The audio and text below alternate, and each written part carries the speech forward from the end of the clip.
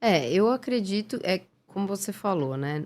Não adianta a gente ter só a teoria, e na realidade, para mim, né, na minha visão, a atitude, a ação é até mais importante.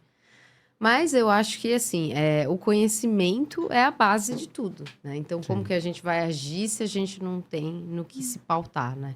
Ele fortalece, né? Fortalece, exatamente. Então, é claro que as experiências, né, elas fazem a gente crescer, né, e tudo mais, mas eu acredito que o conhecimento é muito mais importante até nesse quesito, porque ele liberta, né? Sim. Quando você estuda algo, quando você descobre, né, algo através do conhecimento, a visão ela expande, né? Então, assim, a gente consegue ver infinitas possibilidades de coisas que a gente nunca imaginou, que a gente nunca viveu, através do conhecimento, né? Então, é como eu disse, né? Eu vivi naquele mundo sem, né, espiritualidade, digamos assim, sem aquele conhecimento de espiritualidade, mas foi através do conhecimento, depois, pela liberdade que eu tive, claro, que eu pude, né, descobrir que existiam outras possibilidades além daquela que eu vivia na minha casa, né. Então, eu acredito que é muito importante, a gente tem que, estudar, a gente tem que expandir o nosso conhecimento para que a gente tenha até as escolhas, né, a gente tome Sim. as nossas escolhas, né, se a É. gente não souber. Não, ferrou, né? E eu acho também que eu quero até a opinião de vocês em relação a essa questão que eu vou levantar. Eu não consigo ver uma caminhada espiritual verdadeira, né? Que não traga a nós o ser livre, né? Eu não Sim, consigo pensar uma caminhada espiritual que cria grilhões, né? Que vai cercear, assim, o seu direito de pensar, né? Eu acho que já vivemos experiências assim ao longo da nossa história enquanto civilização, e a gente sabe que todas elas foram com intenções, sejam elas econômicas, sejam elas poder político, sim, então elas tiveram sempre um aspecto coercitivo, né? E não dá para imaginar uma caminhada espiritual que não traga sim. libertação. É. Então, como que vocês pensam isso, né? É. Eu acredito muito que o mais importante até do que a gente buscar desenfreadamente qualquer tipo de informação, né, que cair no nosso colo, né, é a gente se conhecer primeiro. Então eu acho que o autoconhecimento, tem que ser prioridade, Marcelo. Porque se a gente não se conhece, a gente não sabe que rumo tomar, o que buscar, o que a gente vai, desenvolver melhor.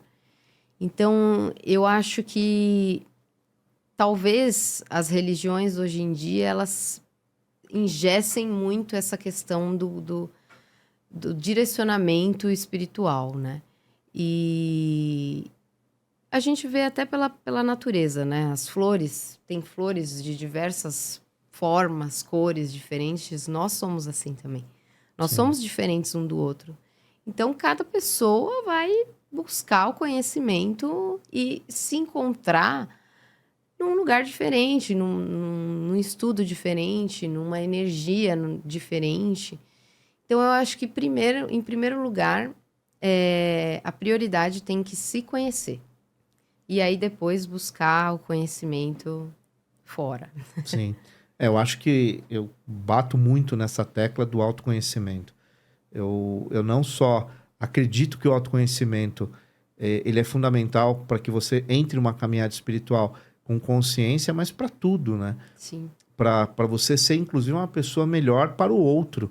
Porque a partir do momento que você sabe os seus limites, as suas coisas que não são legais, as coisas que você tem que são legais, a partir desse momento que você começa a processar isso internamente, você tende a melhorar, você tende a ser melhor para o outro e para si próprio também, né? Eu acho que esse exercício ele sim. tem que ser, ele tem que se retroalimentar, né, o tempo todo. É. porque senão não vale a pena.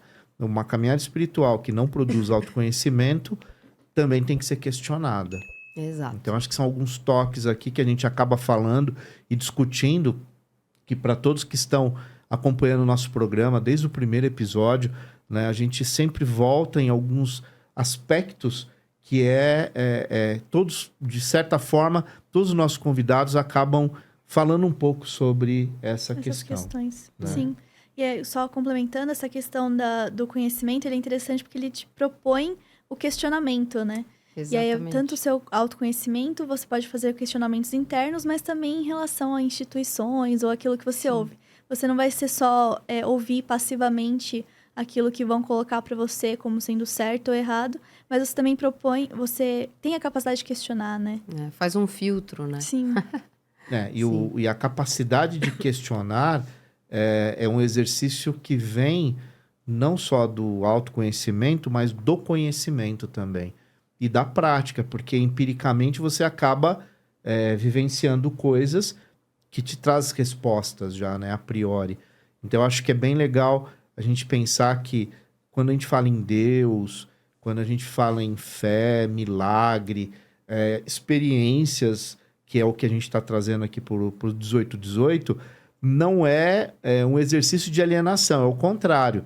A gente quer levar para as pessoas experiências e diálogos que vão impactar de alguma forma e que vai trazer inspiração, porque a tua história pode encaixar perfeitamente como um mote de transformação para alguém, né? Uma palavra da Ana, talvez uma palavra que eu diga. Então, essa é a proposta do 1818, né? É esse princípio aí da sincronicidade, que é talvez você aqui falando para alguém que vai se conectar à tua história, ao teu exemplo, e aquilo vai trazer talvez um passo importante para aquela pessoa. E levar também palavras que não sejam de ódio, né? Palavras assim, que não sejam de coisas ruins, porque a gente escuta muito isso, né? Então, o propósito do 1818 é exatamente levar para as pessoas também essa hora aqui de conversa, um pouco também de paz, de pensamento, de reflexões. Sim.